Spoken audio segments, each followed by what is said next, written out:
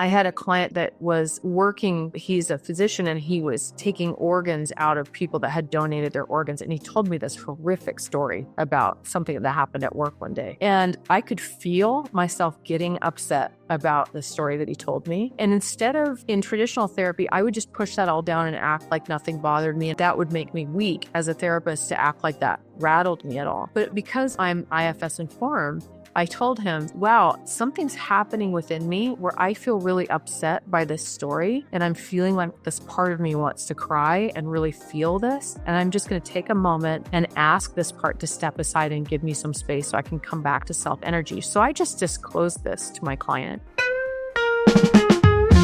Welcome to the Radical Responsibility Podcast. I'm Dr. Fleet Mall, and I'm excited to guide you on a journey of authentic transformation. In each episode, I'll bring you insights from leading experts to explore trauma recovery, mindfulness practices, positive psychology, and innovative breakthroughs in health, wellness, and life optimization. This is a space for real conversations that inspire meaningful change, helping you find alignment with the person you were always meant to be. Let's get started. What if deeper healing could be found where modern psychology meets ancient archetypes and cutting-edge psychedelic therapies? In this episode, I'm joined by Sunny Strasburg, a trailblazer in psychedelic-assisted therapy and creator of the transformative Theradelic approach. Sunny blends internal family systems, or IFS, EMDR, and archetypal psychology to revolutionize trauma healing.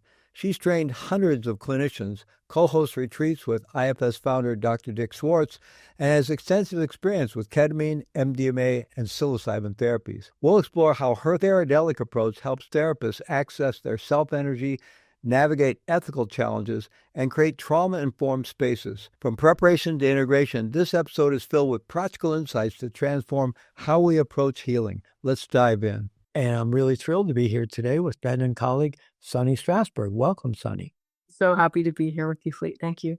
Oh, I'm really looking forward to this conversation. We've had a number of them, and they're just always so illuminating and enriching and a lot of fun at the same time. So let's talk about your Theradelic approach, which integrates internal family systems, or IFS, EMDR, archetypal psychology, trauma-informed care, and your extensive experience as a therapist, and with really the kind of cutting-edge developments in psychedelic-assisted psychotherapy. And I know I'm sure this has kind of been an evolving model for you, and now you put out the book, so it's kind of there, but I'm sure you'll do revisions over time. But I'm sure this is a living, evolving model that's based on your clinical experience. So I wonder if you could describe the basics of it and then kind of how it's developing for you. Absolutely. I'm really excited to talk about it. And you're right. It's such an interesting thing to, work and develop this model and then test it out, see what's working, what to tweak. It's been very fun to see it evolve, kind of like giving birth to a baby and watching them grow up, right? So the inspiration for writing the book was I was training people with other training organizations in psychedelic therapy. Everybody's talking about preparation, trip sitting, and integration and the importance of all of those things, which is very important. But I was feeling like it's a nuanced thing to provide really great psychedelic therapy. It's not linear at all. It's very qualitative, not quantitative. And it felt like there was a lot of potential error that could happen where things could go wrong with such an open-ended, nebulous way of training people. And so I really wanted to give people techniques and tools about what to do when that could be helpful as a template to develop a treatment protocol for someone going through a psychedelic therapy protocol. And so the Theradelic approach is, incorporating things like EMDR and IFS and archetypal psychology, different methods and the pieces of them that I think fit within the structure. So within the Theradelic approach is the acronym PANTHER. And PANTHER, the letters stand for different processes throughout the treatment protocol in the Theradelic approach. So the P is preparation. So we talk about what to do in preparation, how to build rapport. A is attunement, how to be attuned. What does that look like when you're attuning to your therapy client? How do people feel safe with you? Really technical tools with how to create that. The N in Panther is needs of the protector. So here we're bringing in internal family systems approaches. How do you help people feel safe in treatment with psychedelics? You talk to their protector system, you invite them, you work with them, you slow down the whole process. So there's an internal family system technique. The T is trauma mapping. So you're doing all of these things in Panther even before you do the medicine session.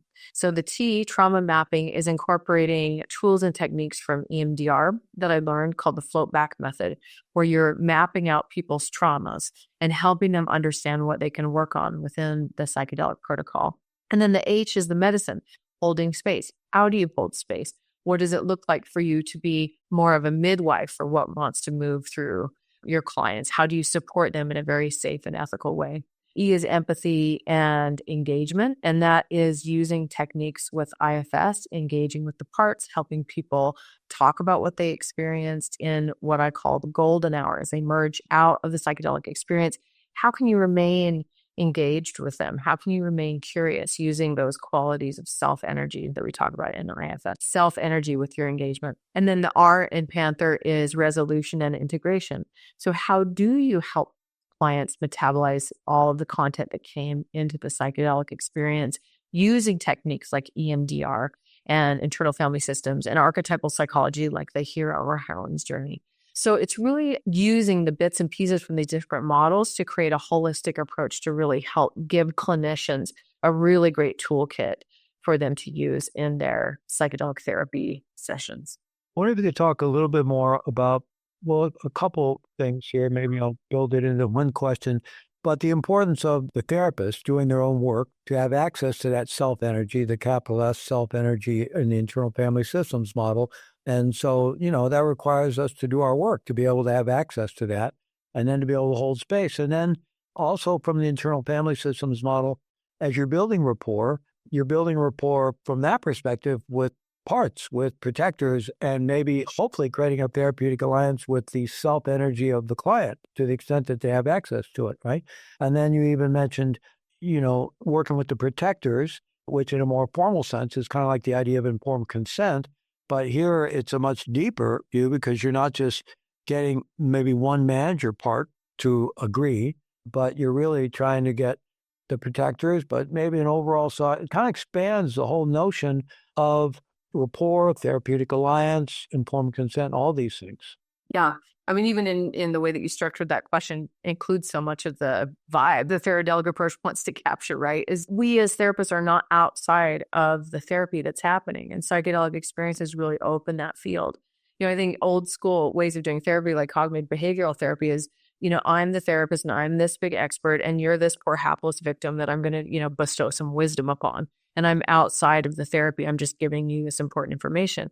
This is nothing like what we're doing in internal family systems, EMDR, or psychedelic therapy, right?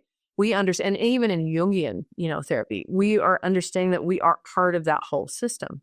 So if you have that as a presupposition that the therapist is part of what's happening in the therapeutic container, then you see the importance of us having done our own work, right? Because if you're not aware of your own shortcomings, if you're not aware of your own countertransferences, that's a Jungian concept of having your own issues that then you're projecting another Freudian or Jungian concept onto the client. If you're not aware of that, then that's getting mixed into the therapy in our own naivete that then harms the client, right? So all of this is saying it's really important for us to do our own work, do our own therapy for one.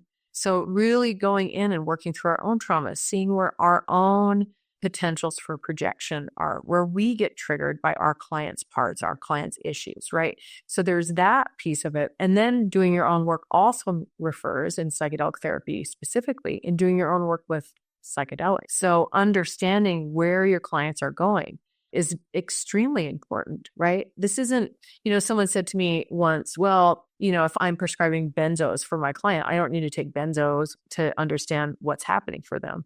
And even that statement, it conveys how little that person knew about psychedelics. Because psychedelics are very, very different than a drug that just treats this one little symptom. Psychedelics are complete world-changing experiences. It's a spiritual, mystical experience that you're giving someone. And you really need to know where people are going in that experience. It's being a travel agent that's never left your hometown and you're telling people where to go when they visit China and you live in Nebraska. It's like you need to know where people are going. So doing your own work includes that as well. Know where your clients are going. And, and you referred to self-energy and the importance of self-energy. we understand. I mean, I guess I should define self-energy first because I don't think we've really talked about that. But in IFS, the understanding is that behind all of the parts of our personalities that can take on all these different roles and issues and what we call in IFS burdens, behind all that, the substrate of who we actually are is self with a capital S. And self-energy is just really benevolent and open-ended. It doesn't have an agenda. It's the epitome of compassion. In Buddhism, which you're so familiar with, Fleet, it's being compassionate, that expansive love that we have for all beings in the universe and for humans. Being creative, confident, being calm in our bodies, feeling connected to other people, other beings, other sentient beings that we share this earth with. Being creative. I don't know if I mentioned creativity, but creativity is incredibly important. So this energy of self is really contagious, right? When we are able to be in that expansive place, it invites that self-energy in other people. And so if we as therapists can exude self-energy, that really helps clients anchor in that energy.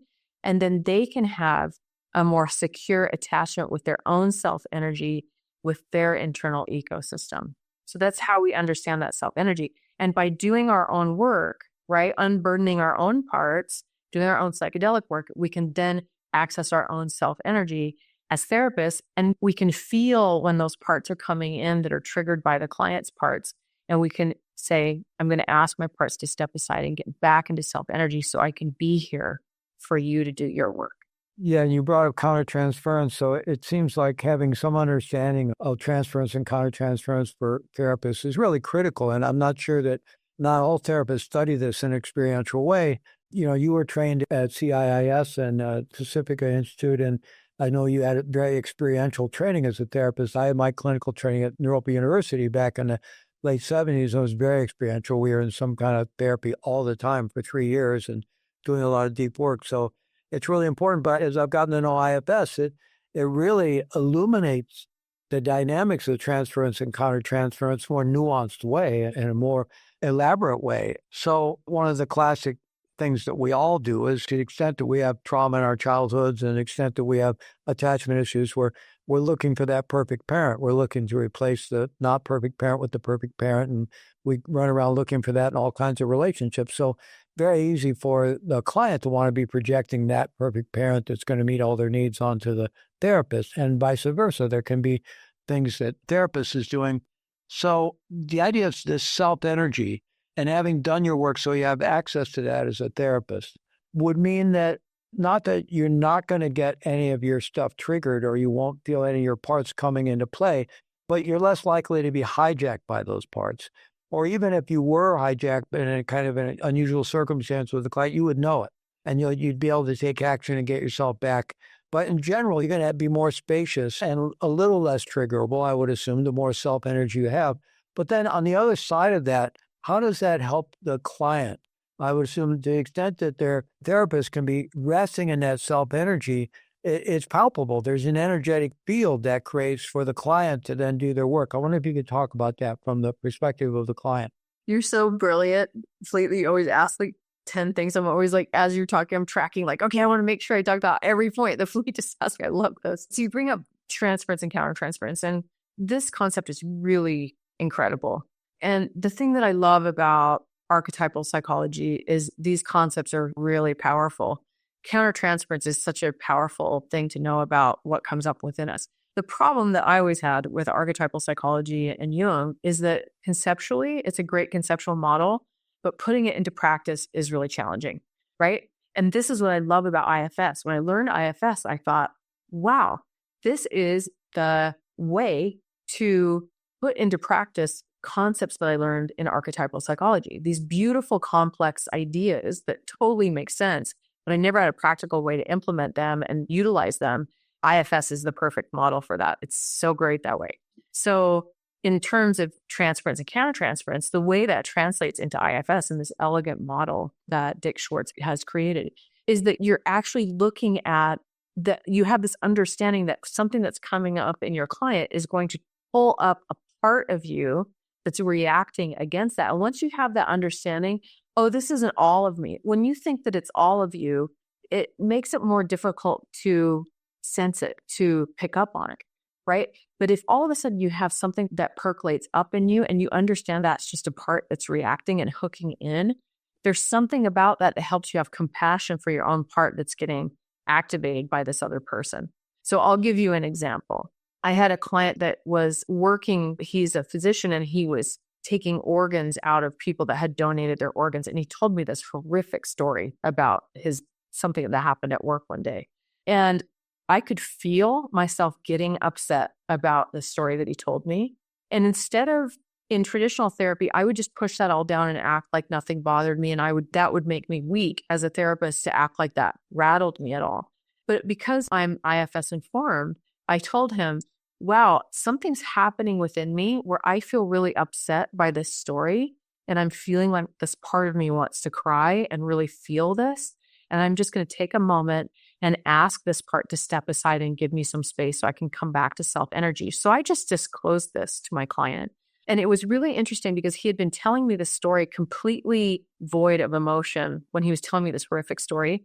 Suddenly, by me saying that I was having compassion for this part of me that was upset by that story, that then reflected to him how upsetting the story was. And he was able to detect a part in him that was really traumatized by this event. And he started crying because I admitted that I had a part of me that was very upset and wanted to cry. So this was a great example of really tracking my own countertransfer and asking that part, I see you, I care about you, it makes sense that you're upset by this story, and I'm just going to ask you to step back so I can be here with my client, right? So that's kind of an example of how I took countertransference and then put it into practice with IFS. Yeah, if I could just ask further about, so, that gets into disclosure, which is always a tricky area in therapy, right? And it seems like the IFS model both gives you often we just say disclosure is off limits, right? It's just so tricky and difficult that a lot of therapists just don't go there, right? And there are risks in going there, but it seems like IFS gives you both in terms of that you're doing your inner work and you develop that access to self. It gives you the discernment to maybe do it in a therapeutically helpful way, like you just described. The fundamental importance of why to disclose, what's your intention? Is your intention to have your own needs met by your client? Because you don't want to do that. You want to have your intention be, how can I be more available for my client? Because this is the relational agreement that we have. I'm here for my client. My client's not here for me. So that takes some self-awareness to say, okay, I'm going to disclose this to the client. Or you might be blended with a part and that might not be helpful because that might activate the client parts that feel ashamed in something that they're doing. So then you tell your parts inside, and I've done this before, I hear you. It makes sense that you're upset, and we'll take this to our, a colleague to process, or consultation appointment later to process this so that we can work through this. And I just have an inside voice about that and working with my parts, right? Because the intention is, okay, I don't want to take my client out of his or her process. I want to make sure my parts are okay and be in self-energy, but it's not the appropriate time. You use that word discernment. Discernment is queen in these sessions, making sure that you're tracking that with discernment. So there's so many things I want to go on to. And when we have our conversations, I'm so tempted to go and write a whole, I'm going to follow my temptation for a moment. So one is kind of maybe a bit of a funny question, but a real question actually is, so doing this parts work while you're doing therapy, you're able to kind of have a little bit of a conversation with yourself and one of your parts while you're doing therapy, while still apparently being available to the client. That sounds like a pretty high level therapeutic skill. It's like parkour. The parallel processes, yes. There's something that comes back to, that 10,000 hours, that we talk about. Malcolm Gladwell said 10,000 hours to become an expert at something. And, I really think there is something to that, when you're a therapist for a long time, you're able to have, that ability to track multiple things at once. And what's really important about that, I think, is because our own stuff does come up. And I used to do a lot of hospice work, a lot of training of hospice caregivers, and a lot of stuff can come up in your own experience when you're dealing with people who are facing death and so forth. And so you don't want to make it about you, obviously. You're not there to get your needs met. You're there for the needs of your friend, client, patient, whatever it is. That's got to be absolutely clear. But how you can be with that person can be informed by what's coming up for you. How you kind of harvest that information about what is coming up and have it benefit how you're showing up without getting lost in that internal conversation, right? So you don't want to just shut it off, because then you're shutting off some valuable information that could help you show up in a more therapeutically beneficial way. So it's really interesting that, you develop the ability to do that over time. It's an incredibly important skill. And, when I was doing a lot of trauma therapy early in my career, I went from, and I think most therapists go through this trajectory in our careers, and hopefully we keep learning. But, the first few years, you're this hero. You're going to save everybody from their own trauma, and you're working harder than they are. And every appointment, you're leaning forward and, working so hard, and you want to rescue this person from their pain. And, that's really like this naive way of being a beginning therapist. And then you get burned out. You see enough trauma. You've heard every gnarly story you can imagine. And then you have parts that want to protect you. And then you become kind of numb. So, there's this kind of second phase where you're just trying to survive these really intense, horrible things that you're hearing, and you shut yourself off from the pain, right?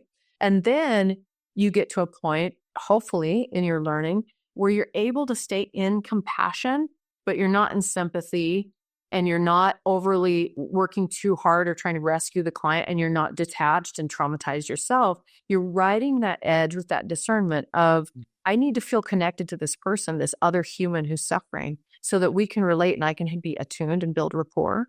So I'm here with this person, I'm tracking with this person. I think of it in a visual as I'm in the client's underworld, in their deep, dark underworld, and I'm holding a lantern for them. And I'm not dragging them along, and I'm not walking behind them. I'm at their side holding up a lantern, and I'm with them, right? And I'm always keeping a part of me or self energy up on above ground. And I always have access to that. So no matter where we go, I always have access to the ground above. I don't get lost in the underworld with them. And that has been a really helpful image for me when I've been in really intense sessions. And I will say that doing my own psychedelic work has been the most profound way that I've worked through holding all of the intensity that I've been with clients. That has really helped me see that I am in this divine partnership with working with people. I'm not rescuing anybody and they're not rescuing me, but we're in this together and we're metabolizing this crazy thing called human experience together. I love that. And I think that's a really helpful analogy, holding the flashlight. Yeah, and you kind of channeled my next question, so we'll just touch on it because I want to move on to some other stuff. But it was the other rabbit hole I was going down. In my work, various settings, I've used Carbon's drama triangle forever, and I really love it. And it's such a useful psychological distinction. And one of the poles is the rescuer, obviously. And those of us who end up in helping professions, we really need to look at how much, of that is there. Inevitably, it's there. We don't need to feel bad about that, but we do need to tease it apart because our helping is less helpful to the extent that it's conflated with the ego needs of the rescuer, obviously. And so we're clearly not getting our own emotional needs met there around specific things, but also having the awareness of just being in that, getting our ego needs met, just being in that rescuer, helper world. Now, it's fine that you were involved in an altruistic profession. We're going to feel good about helping people. It's not like being completely free of that, but there's another level of it. And then there's another one that I'm sure you're familiar with from Jungian psychology. It's more in male archetypal psych, but I'm sure it has its version in the feminine models of the magician. And so that could be another tricky archetype for therapists to get hooked into. I would think, especially with psychedelic-assisted therapy, is having that, that idea of being the musician. I'm going to do magic with, healing these clients. So just, again, having awareness around all this stuff and I've always felt that it's most helpful to assume it's going on and then look for it rather than kind of hoping it's not there.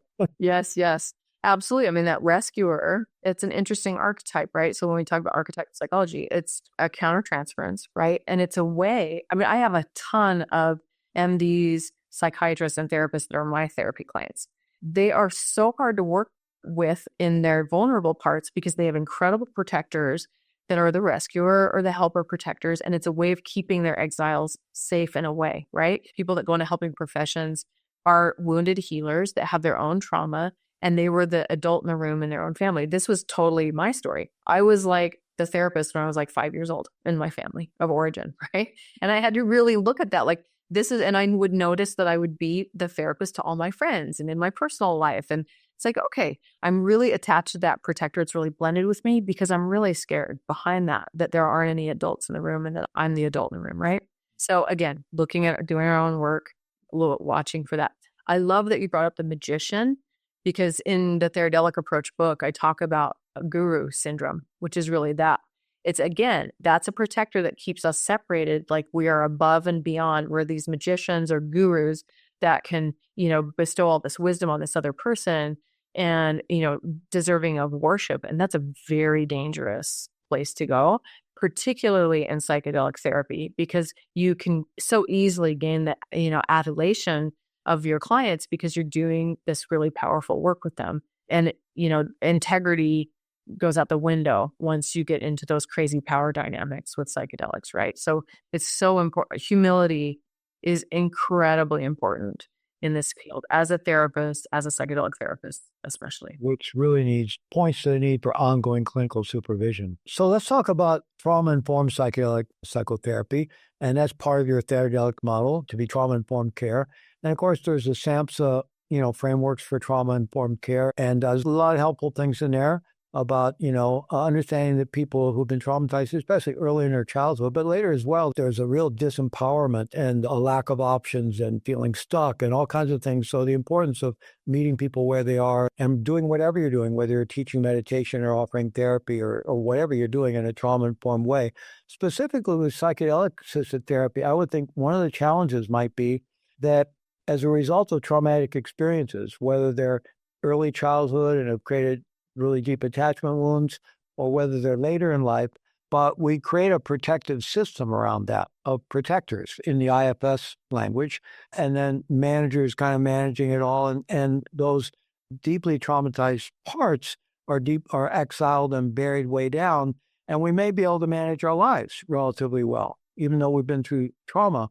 And, it's interesting, one of the discoveries from the ACEs studies and other studies of trauma, and also the work with veterans, is that many people have been through the same experience. Some are deeply traumatized in a debilitating way for life, and others seem to have gotten through relatively unscathed. And I'm sure there's some truth to that in terms of how people experience it, how resilient they are going in. But also some of those that seem to have gotten through unscathed may just have it all really well buried and really well managed as well. At any rate, with psychedelic therapy, that whole landscape can just be blown wide open. And somebody could come out of psychedelic experiences no longer able to manage that, and suddenly they find themselves not able to handle their lives very well, or dealing with traumas that feel pretty unmanageable and feel really destabilized. So I wonder about the responsibility that we have to work with patients in psychedelic-assisted therapy, knowing that it could be very destabilizing for some patients. Absolutely. Right. And yeah, it's so important to have ongoing therapy. I think we're really focusing so much on the psychedelic experience as, is this, like how to change your mind is like really, one psilocybin session and their trauma is cured. And, I think this is like one piece of a whole landscape of support for people. Oftentimes people don't even realize how traumatized they are, just to your point, right? Like this, it can unearth trauma. And so it's so important to have a trauma-informed therapist to help with preparation and then the journey itself, and then the integration of what happened during the session and ongoing therapy support with your therapist, right? But yes, all the time I see people come into psychedelic therapy, a psychedelic session, and have unearthed some deep traumatic material, right? The understanding of trauma is that you can loop in trauma, right? And if you metabolize it appropriately, it'll move through. So this is kind of like a really big in EMDR, for example. There's this idea that trauma is encoded in this undigested way, an unmetabolized way. And if you can recall the trauma in an appropriate way and remember it with a beginning, middle, and end and process through, that will break up the looping that's happening in the traumatic event and help metabolize that. So then it becomes encoded as a normal memory. Right. Pagani did a lot of really interesting research with EMDR where, on the first session, he did a brain scan of someone recalling a trauma and their brain lit up exactly like how a brain will light up during a traumatic event, even though the traumatic event was 10 years before. The right amygdala lit up, the frontal lobes shut down, just a typical trauma brain. And then after 8 sessions of EMDR, at the end of that, he scanned the brain again. And the brain looked just like we're calling that traumatic memory, the brain lit up just like a normal memory. It didn't light up like trauma. Amygdala quiet, frontal lobes activated, right? So there's this idea that processing trauma helps metabolize the memories in a new way. And so the integration after a psychedelic experience is really important because that material comes up and then it's like making sense of all of that you experienced, right? And to back up a little bit in that Panther method, the N, needs of the protectors, that idea before the psychedelic experience to slow down and really make sure that the protectors are all on board with going into a deep experience, because those protectors are usually aware of what exiles are down there, even if the person isn't. So if you slow down and really invite the protectors to come forward and talk about how they feel and tell them, you don't have to take the medicine. You can say no to the psychedelic medicine experience, and we can take more time to really prepare you. That is usually a stitch in time saves 9 if you take the time on the front end to prepare clients before going into a deeper journey. Is that helpful for what you asked? Yeah, absolutely. So the IFS model is kind of at least in the way I understand it, is essentially psychological, a model. And so I'm wondering about, in terms of trauma-informed psychotherapy, the role of body. Clearly, Bessel's book, which is just incredible phenomena, right? The body keeps the score, but also Peter Levine's work around somatic experiencing, Pat Ogden's work with sensory motor psychotherapy, and many others. I mean, some kind of body work has been considered pretty essential in healing trauma. So I wonder how that's brought in psychedelic-assisted psychotherapy. Yeah, I mean, I think IFS has some component of somatic feeling where these parts are in the body, and found, Dick Schwartz and I, when we do our retreats, we've really focused on the somatic component because that becomes really important in the psychedelic therapy session. And we really see what Peter Levine talks about with like kind of this like shaking and moving the body and really letting those parts kind of experience that shaking in the way that they need to release the trauma is very common in the psychedelic process. So I think IFS can really focus more on the somatic experience during the psychedelic process, because we don't have those protectors that keep us polite in normal society where we're not shaking and moving around and doing the things that our body needs to do to release these traumas. It's funny because doing psychedelic therapy has really made me circle back on Peter Levine's work and that wonderful book, Waking the Tiger, and thinking about how our bodies really do hold the traumas that we carry, and those can be access points for us to work through trauma with. Well, it seems like as you were talking, I'm thinking there's a connection between psychedelic work. I mean, you take the medicine and you're having an experience, right? And sometimes it is very body-centered experience, and sometimes it just goes completely out of the body. Medicines are more somatic or less somatic, right? Well, also one that you're very experienced with, and we'll talk about in a moment, ketamine. It seems like at a certain part of the journey, it's very body-centered, but then often at a higher dose, it goes completely beyond the somatic experience.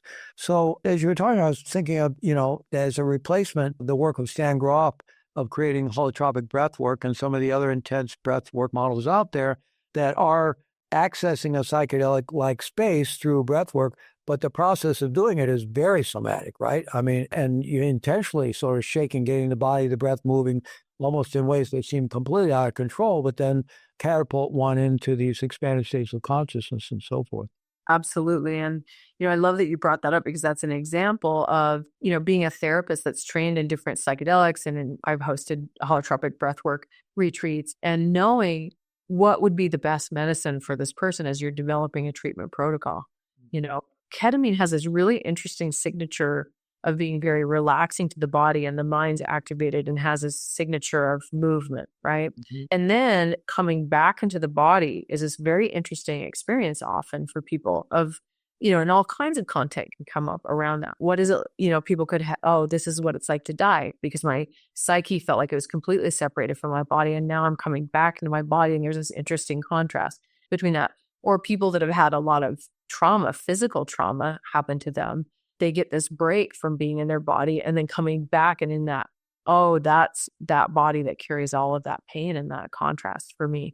And then that can be a wonderful target to then move into that golden hour after of doing EMDR, for example, helping process what that feels like to be in a physical body that carries that somatic experience of the trauma, for example.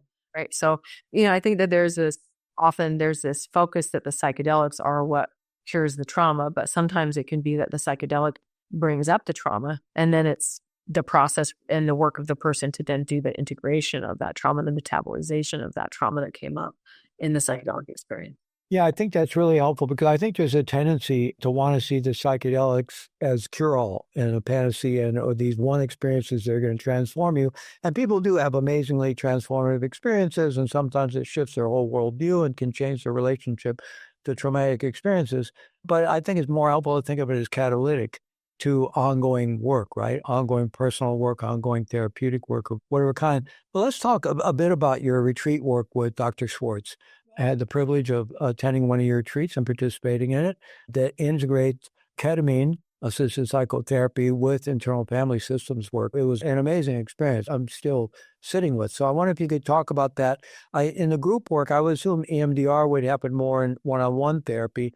But in the group work, it seems like you're mostly focused on the ketamine and the IFS work. Yeah, I really love this alchemy that happens in these retreats where we're taking the ketamine, we're taking IFS, and then the group dynamic as part of the therapeutic experience and combining all of that, leveraging all that to potentiate the medicine that's happening is really a remarkable experience. There's some real magic that happens when you're witnessing other people processing with their parts and doing IFS in this very open way because the ketamine helps protectors soften and witnessing that. And then what happens with our own internal ecosystem as we're witnessing the vulnerability and the processing of someone else and then being witnessed by others, right? So this lovely dance of witnessing and then being witnessed, healing ourselves, helping support other people's healing.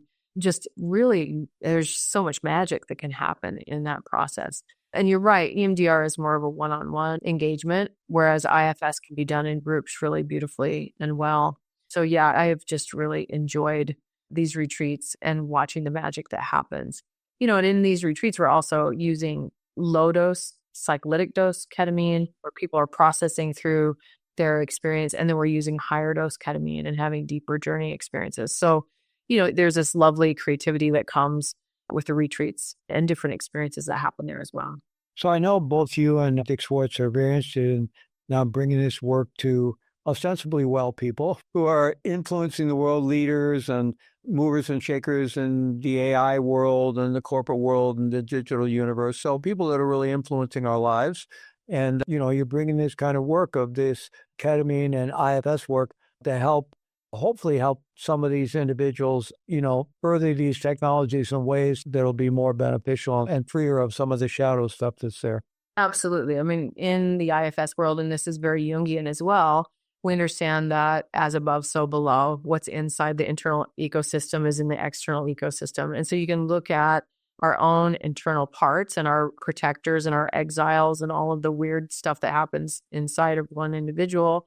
And you can also see this very much on display in our culture externally, right? I mean, all you have to do is look at the political system right now and see that we have polarizations, we have extreme protectors, we have exiles, right? It's like right there in front of us. And so, Dick and I are both really passionate about how can we do the most good with the time that we have on this planet. And, you said ostensibly well people, and I would not necessarily agree. Truly, I mean, I think people who have achieved a lot of success often have very burdened protectors that have achieved at all costs, have pushed everyone else to the side, have felt very inadequate, and have very fragile exiles. A lot of people that are, some of the most prominent people culturally, when you look at them, you can almost see the trauma that they carry.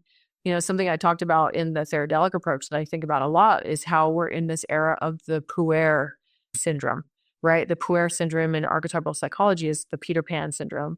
It's that we have people that have very young parts, often little boy parts, and they have compensating protectors that are these big bullies in the world that want to harm everyone else and tear everybody else down and want to win at all costs and have the most money and the most power and, screw everybody else in the environment. So we've been very passionate about helping people. So it's this understanding that we're all in this together. We all have parts. No one's above anybody else, but how can we help walk each other home? How can we help soften those protectors that are impacting literally billions of people and our climate and our world, right? How can we help people that have a lot of influence lead with more compassion, more creativity, more calm, more real confidence, genuine confidence, what would the world be like if we're all led by self energy? This is a world I think we all want to live in. And so as I've been doing this work, I'm more and more passionate about helping in this way because we're facing this incredible polyvalent crises that are, coming from all sides. And we really need this more than ever. So this is really like the second half of my life. I feel like I'm really passionate about trying to do as much of this work as I possibly can. We're coming a little bit near the end of our time, and I'd like to ask you to explore kind of best practices, ethical standards. You mentioned before how important it is your own psychedelic experience has been for you as a therapist. So that question is sometimes out there, do you really need to do, to be a psychedelic therapist, do you need to have had psychedelic experiences? And it's still an open question debated out there. But also other elements of really understanding protocols and dosage. And then, we've already been referencing some of the ethical standards and just understanding, you're doing your own work and all these things.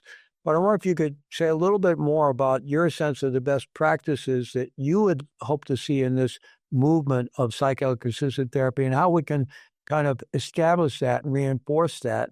And then sort of addressing that, but then maybe as a follow-up question, in light of the fact that this emerging movement of psychedelic-assisted psychotherapy, and we don't know if the others are going to come online. There's supposed to be an FDA decision about MDMA this month sometime, but it's happening in this overall environment of what's called this psychedelic renaissance, with both a lot of people out there pursuing psychedelics more for personal evolution, although some may also be in therapy or could benefit from therapy, but they may be ostensibly pursuing it as sort of a spiritual journey, a self-directed, maybe with the support of maybe going to, South America and other places with genuine shamans, maybe working in the West with people who are in those shamanic lineages and maybe well-trained in genuine, but haven't had the kind of therapeutic training that we've been talking about. And then there's the world of underground therapists who are wanting to do that work, and they're really wanting to help people and trying to help people, but the legal system's just not allowing it. So it's kind of a big, wild landscape that's out there. And of course, the only part that we can really begin to establish standards for is within the, the more formal psychedelic-assisted psychotherapy. So I realize that's a big question, but I just wonder where you see all that going and what are some principles that you think are important for us to keep our eye on?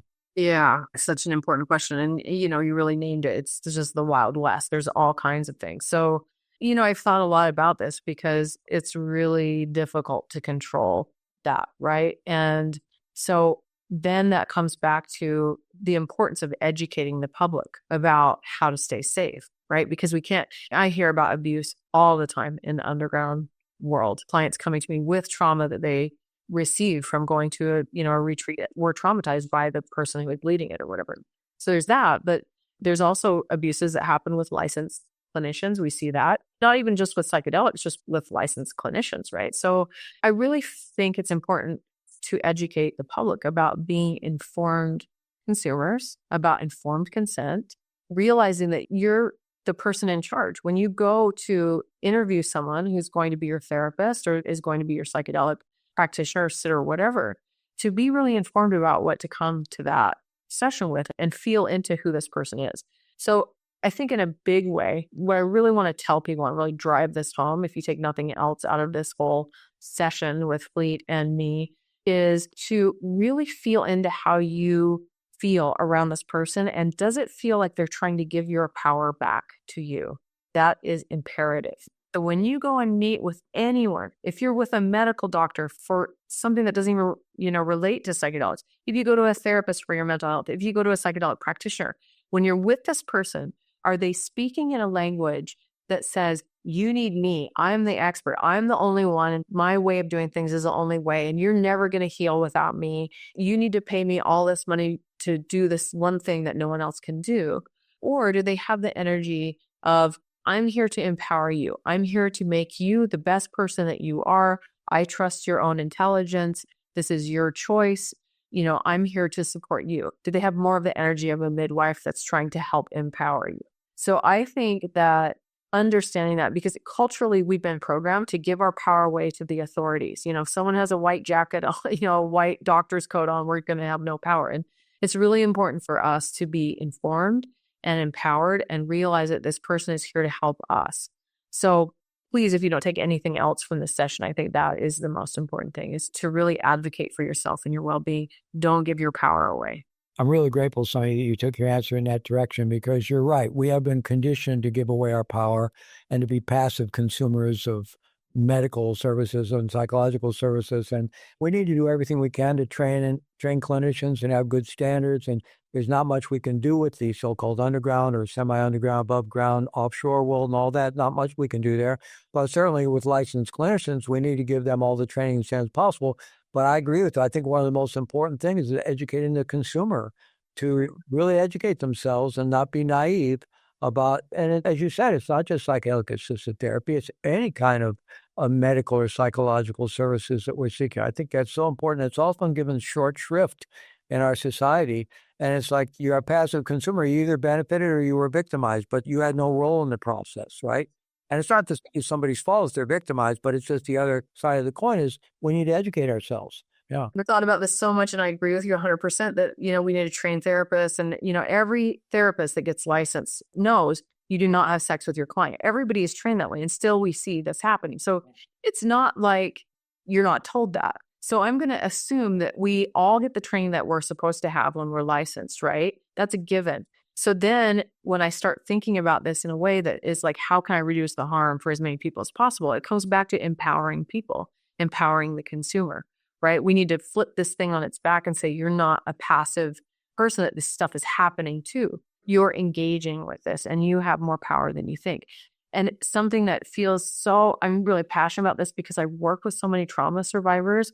People have had their sovereignty taken away from them. This is part of what traumatizes us. And so there's this template for that. And then they go into these situations having that template and lens of the world, and then having that happen again and again. And so that's extra important for anybody who has trauma, for them to really understand that they're in the power position and to choose carefully who you share your psyche with, who you have advise you medically, psychologically, psychedelically. Wow. So thank you so much, Sunny. Where can people find out more about your work? You can go to sunnystrasburg.com. Super easy. sunnystrasburg.com. You can sign up for my newsletter, find out about retreats that I have coming up, find out about my training in the Theradelic approach. And my book, The Theradelic Approach, is available on Amazon in paperback, Kindle, and Audible. Well, this has been incredibly in-depth, illuminating, and enriching. Thank you so much, Sunny. I expected nothing less. I always love talking to you. We have so much fun together. It's great to be together again. And thank you so much for having me. I love it. It was really great. Be well. Thank you for joining me on the Radical Responsibility Podcast. Remember, real change happens when we commit to our growth, face our challenges with compassion, and stay open to transformation. If you found this episode helpful, I encourage you to subscribe and help us spread the message of healing and personal empowerment. Stay grounded, stay present, and stay true to you. Take care.